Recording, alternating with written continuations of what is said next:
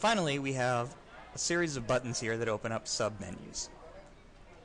This bottom left one is Decisions. By clicking on this, we can do various things like build a post office, things of that nature. Most of these take a magistrate to do. Some of them require various other things. They're similar to national decisions, but they only affect the province that they're in. Some of them are good, some of them are bad, so they might have a trade-off. Second is improvements.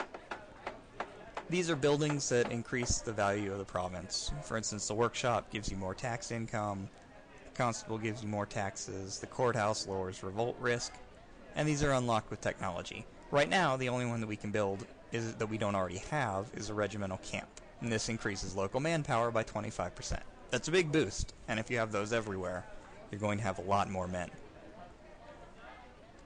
Underneath is Manufactories. These are kind of special buildings. They provide a lot of income and a lot of investment in various technologies, but they're also extremely expensive. For instance, if we wanted to build a refinery in London, it would cost us 1,116 ducats. We only have 236, and we're losing most of those every month. It would take us quite a while to save up for it.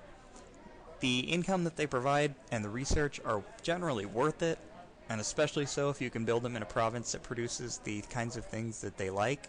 For instance, a weapons manufactory likes being in a province with copper or iron. Well, Marches happens to have iron as its trade good, so if we built a weapons manufactory there, we would get a lot more income from it. Basically, you would want to build them if you're going to pay them off by the time the game is done, and so the later on you get, the less valuable it is to build a manufactory. But if you have the option to build one early, that's good.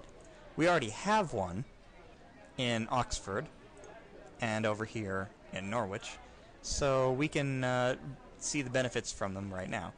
They provide 6 income on their own, they increase population growth, and every month they produce government tech investment. Universities are really good, and it's nice to have them. And it's great that England has a couple to begin with, which is unusual. Most countries don't.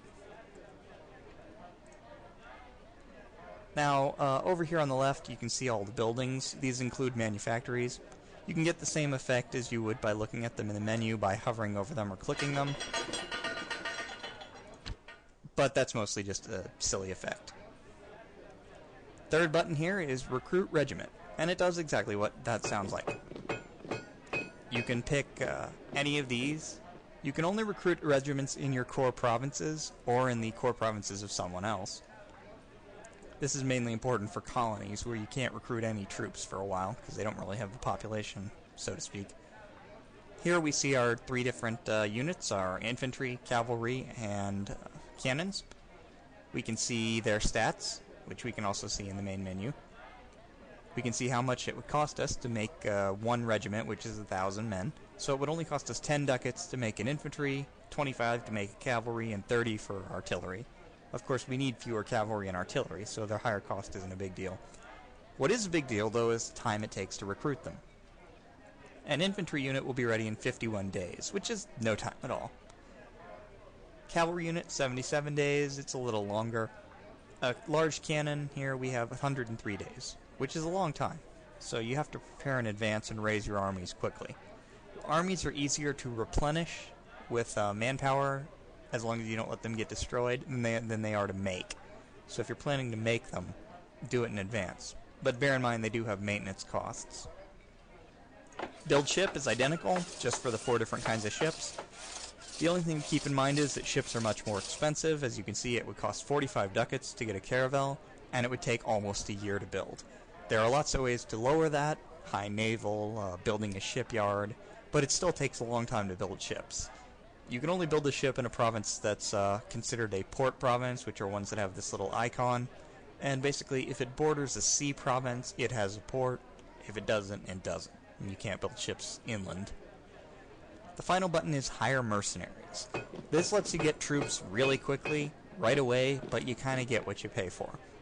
For instance, I can produce some infantry here. I'm recruiting them. It only costs me 8.7, which is less than making my own unit, and I'll get them in 12 days, which is much faster than recruiting my own infantry unit. What's the catch? Well, for starters, mercenaries have very low morale. Compared to your own troops, they will almost always have half. They're really bad. They don't regenerate as quickly. They don't recover manpower as quickly. They're just generally not good. The only reason why you would want to use them is if your manpower is empty, mercenaries can still be recruited.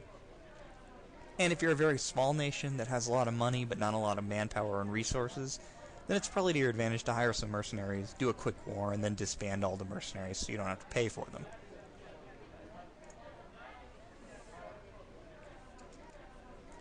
That's about it for provinces individually, but we'll look at some of the things that they can do another time.